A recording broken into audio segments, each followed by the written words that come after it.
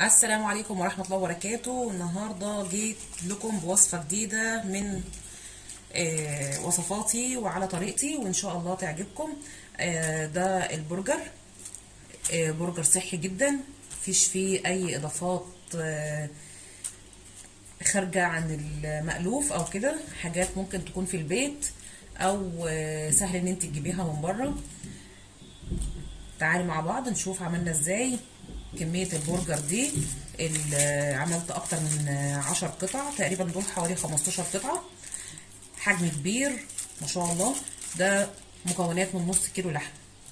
تعالوا مع بعض نشوف الطريقة ازاي، ونبتدي مع بعض بالمكونات ونشوف هنعمل ايه. ونبدأ مع بعض بالمكونات. معانا هنا نص كيلو لحمة، معانا نص كيلو لحمة مفرومة، ومعايا كوب من الحمص طبعا هنسلقه. معايا التوابل بتاعتي، معايا معلقه الا ربع فلفل اسود، معلقه الا ربع ملح، معلقه بابريكا، بهارات لحمه، بهارات البرجر معلقه كبيره، ودي بشره جوز الطيب اللي في النص. ومعايا كمان كوب من البقسماط وكوب ميه. هنبدا بقى، هنشوف الميه سخنه، هنودي الحمص على النار يتسلق ونشوف هنعمل ايه. وده الحمص نقعته في الميه اهو، بعد ما نقيته وغسلته هنقعه في الميه بقى لحد ايه ما ينفش كده ويبقى حجمه كبير، عشان نعرف اسلقه على طول ويتسلق معايا ويبقى سهل في التقشير. وهنا خلاص هنروح نولع عليه عشان يتسلق. ولعنا عليه، اوريهولكوا بقى بعد شويه لما يتستوي ونشوف هيتعمل فيه ايه تاني. وده اثناء السلق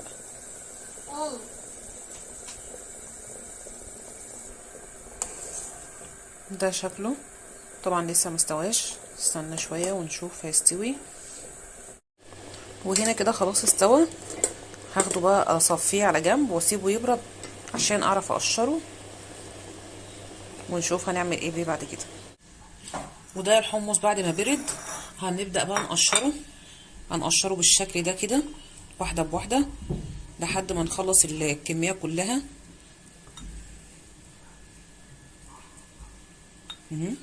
القشر بتاعه اهو.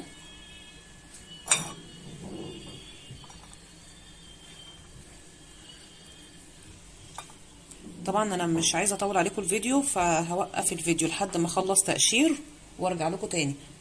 بس لو عجبكم الفيديو يا ريت تدعموني بلايك للفيديو، واشتراك في القناه لو لسه جديده عندي.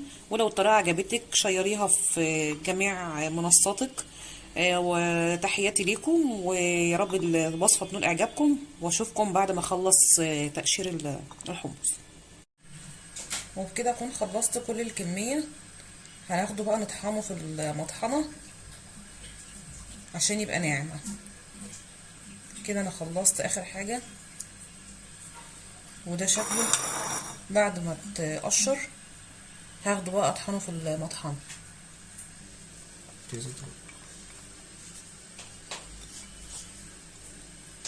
وهنا هو في المطحنة اهو، لسه خشن، هفرم كمان. وهنا بقى ناعمة خالص اهو. هنفضيها بقى في بولة. وهنا كده هنحط اللحمة بتاعتنا وعليها البقسماط.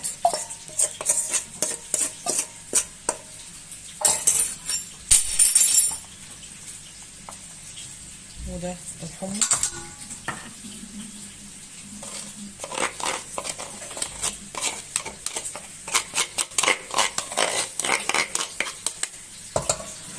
هنا الحمص بتاعنا، ودي التوابل اللي احنا قلنا عليها كلها. وهنبدأ نعجن كل ده مع بعضه لحد ما يتجانس كله مع بعضه.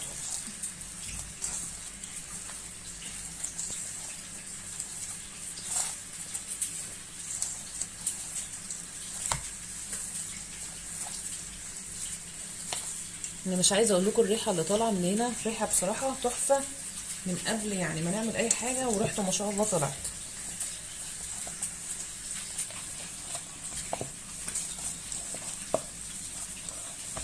العجينه ناشفه خالص اهو، احنا كده مطلوبه اصلا ان هي تبقى ناشفه.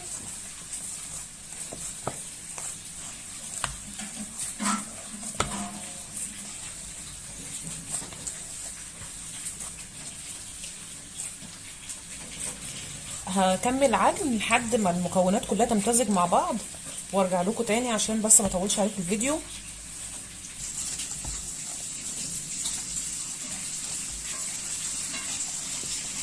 وهنا المكونات كلها امتزجت خالص اهو، وشوفوا بقى قوامها عامل ازاي اهو، بتشكل اي حاجه مش هتفك ولا اي حاجه.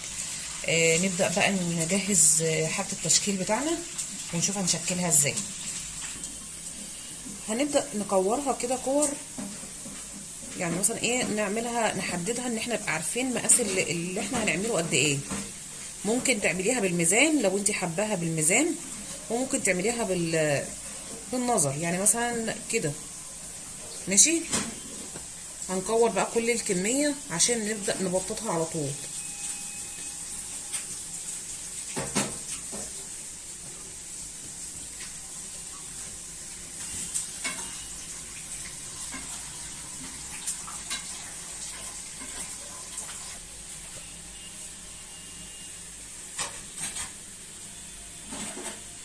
وبكده اكون خلصت الكميه كلها كورتها، ونبدا بقى ايه نبططها في الفورمه بتاعتها. لو عندك بقى الفورمه بتاعت البرجر كويس، لو مش عندك غطا برطمان الحاجه اللي متوفره عندك. انا عندي متوفره دي، هحط كيس كده جوه.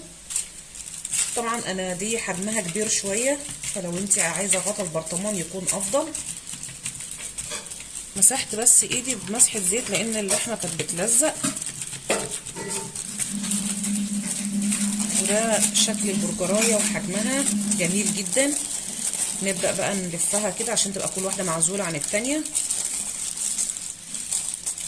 ونجيب غيرها برضو اهو. دي اكياس من بتاعت التلاجة، وفي مناديل زيها كده بتتباع جاهزة عند مستلزمات الاكياس والحاجات دي.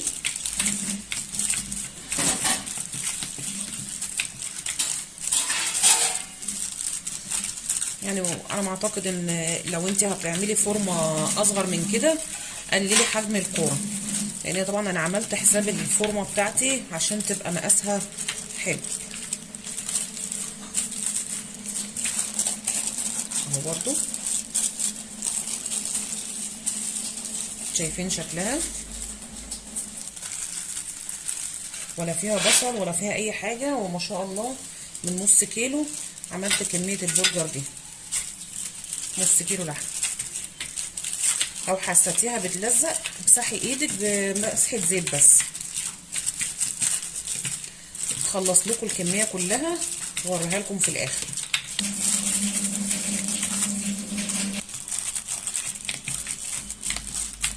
وهنا بكون عملت الكميه كلها ومعايا اخر واحده.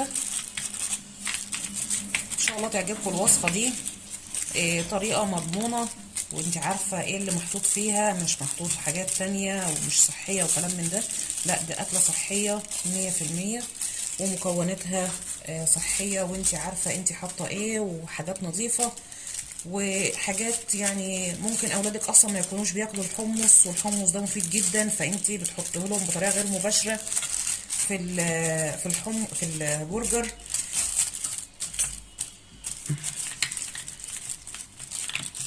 فهنحط لهم حاجات في قلب الاكل ياكلوها من غير ما يعرفوا، حاجات مفيده وصحيه وتفيدهم وتبني جسمهم. بدل ما تروحي تجيبي برجر ما انتيش عارفه معمول ازاي ولا مكوناته ايه، لا احنا هنا عملنا ما شاء الله 15 قطعه، حجم كبير من نص كيلو لحم. اتمنى ان شاء الله لو عجبتكم الوصفه بتاعتي تدعموني بلايك وتشيروا الفيديو وكومنت جميل كده من عندكم، واحب اعرف الفيديو ده وصل لفين وراح اي مكان، خرج من عندي راح على فين. اشوفكم على خير في فيديو جديد. استودعكم الله. السلام عليكم.